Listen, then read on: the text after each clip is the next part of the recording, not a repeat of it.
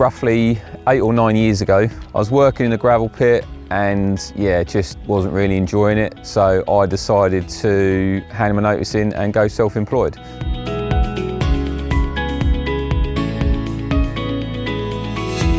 At the time, I used to just do anything from grass cutting to hedge cutting to anything like that. So at the time, I didn't really know exactly where it was going to go, but it's just developed over the years. So from me being on my own, over the space of probably 5 years, we grew from me to around 6 of us, and that's when we were just mainly doing landscaping all the time. So patios, fencing, and then I got an opportunity to work where we are now, which is actually where I grew up.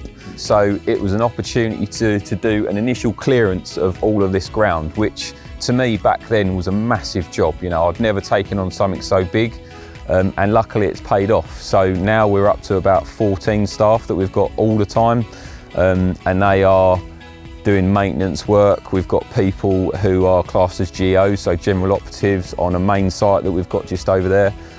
We've still got the landscaping, which is still going. So we do anything from a £100 gate to a £100,000 complete garden redesign if you want.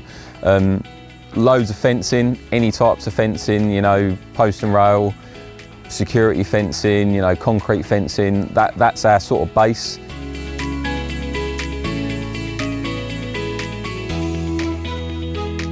To me, CTM means quite a lot because I started it from nothing. I started it with a very small van. I put a roof rack on it. I bought a little trailer. That is where it begun.